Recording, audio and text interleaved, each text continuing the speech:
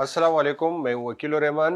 आज currency market में जो सूरत हाल है इंतहाई तशवीशनाक सूरत हाल नज़र आ रही है। एक तो डॉलर की कीमत जो एक रोज़ पहले ही इंटरबैंक में 230 रुपये के आसपास था और ओपन मार्केट में 240 के आसपास था। आज जो है वो 260 रुपये तक जा पहुंचा है और अफवाहें गर्दिश कर रही है कि ये इससे आगे भी बढ़ सकता है। 265 की भी बातें चल रही है, 270 और उससे भी ज़्यादा की।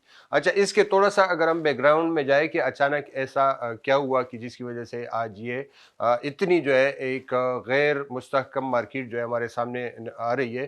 तो ये इसका आगाज़ हुआ था जब इसहाक डार वज़ीर ख़जाना के तौर पे उन्होंने चार्ज लिया था 28 सितंबर को शायद। तो उस वक्त जो है उन्होंने ये ज़ाहिर करने के लिए कि पाकिस्तानी करेंसी जो है वो स्टेबल है और पाकिस्तानी मईशत जो है वो ज़ाहिर है कि डॉलर के रुपी का स्टेबिलिटी का मतलब है कि पाकिस्तानी मईशत भी बेहतर है।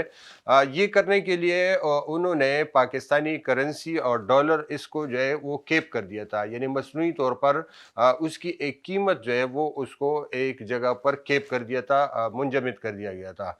अच्छा, उसका ये मकसद ये दिखाना ये था कि ताकि हमारी जो करेंसी है वो मुस्तहकम रहे, लेकिन उसके जो साइड इफ़ेक्ट और उसके नुकसानात हैं वो नुकसानात सामने आने लगे।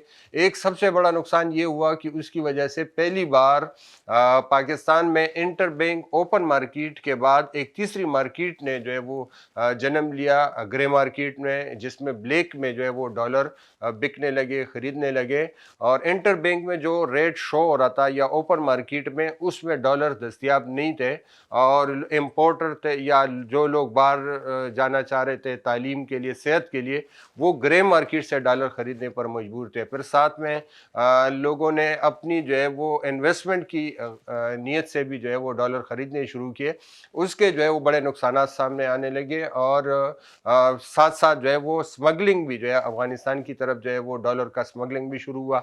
एक और नुकसान ये सामने आया कि जो बैरूनी मुल्क मुकीम पाकिस्तानी हैं, वो पाकिस्तान जब डॉलर बेचते हैं, जब करेंसी बेचते हैं, तो उन्हें ये लगा कि क्योंकि ओपन करेंसी मार्केट में रेट उन्हें अच्छे नहीं मिल रहे और असल रेट जो है वो इससे कई गुना ज़्यादा है, तो उन्होंने अपने रेमिटेंसेस भेजने बंद कर दिए, जिसका नतीजा ये हुआ कि पिछले 2-3 महीने से हमारे रेमिटेंसेस भी कम हो रहे हैं। रिज़र्व की सूरत हाल जो है वो इंतहाई जो है वो ख़तरनाक हद तक जो है हमारे रिज़र्व गिर चुके हैं। 5-6 महीने पहले हमारे रिज़र्व जो है वो 8 अरब डॉलर के आसपास थे, वो अब आधे रह गए हैं, 4.5 बिलियन डॉलर तक आ गए हैं। तो ये ओवरऑल एक सूरत हाल थी। फिर हमारे जो है वो IMF के पास जाना, ये भी हमारी एक मजबूरी है। और IMF की शर्तों में एक बड़ा शर्त यह है कि मार्केट को आप मसनूई तौर पर नहीं रोकेंगे, यानी उनके जो प्लेयर्स हैं, उनके मैकेनिज्म है डिमांड सप्लाई की बुनियाद पर, उसके मुताबिक मार्केट को छोड़ा जाना चाहिए।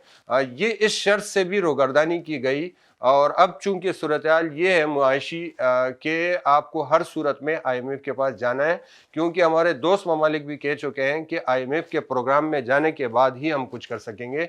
तो ये एक बड़ी शर्त जो है वो एक हुकूमत ने पूरी कर दी है कि 2 दिन पहले करेंसी डीलर्स ने बाकायदा फैसला किया कि हम अब ये केप हटाने जा रहे हैं।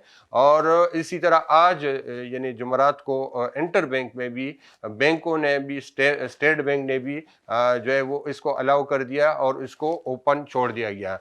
अच्छा, इसके ओपन छोड़ने के जो हमारे मायशी माहिरीन से बात हुई है, उनका ख्याल ये है कि बहरहाल इसको केप करना, इसको मुंजमद करना, फ्रीज करना, ये एक गलत फैसला था और उसकी वजह से उसके कई साइड हमारे जो है वो असरात, मनफी असरात जो है हमारी मईशत पर सामने आए। और अब जो है ये केप हटाना ये एक अच्छा फैसला है, क्योंकि जो असल उसकी वैल्यू है वो वैल्यू होनी चाहिए, मसनूई तौर पर उसको नहीं रोकना चाहिए। एक आध दिन 2 दिन ये इसकी वजह से मार्केट जो है वो अनस्टेबल रहेगी और लेकिन ये उसकी अपनी वैल्यू पर डॉलर पहुंच जाएगा और इसकी असल वैल्यू जो ग्रे मार्केट में 260, 265 या इसकी जो असल वैल्यू में ट्रेड हो रहा था, आज हमने देखा कि ओपन मार्केट में भी वही रिफ्लेक्ट हुआ। अच्छा, ये डॉलर जो इस दौरान कुछ अफवाहें भी ये चल रही है कि शायद डॉलर 300 یا اس طرح کی کوئی بہت زیادہ اونچی سطح پر جا سکتا ہے۔ تو یہ افواہیں بھی کچھ زیادہ ایگزیجریٹ کر کے بتائی جا رہی ہے۔ ڈالر جو ہے وہ 250 سے 260 کے درمیان ہی ٹریڈ ہوگا، یہ ہماری جو ہمیں جو مختلف ذرائع سے معلوم ہوئی ہے۔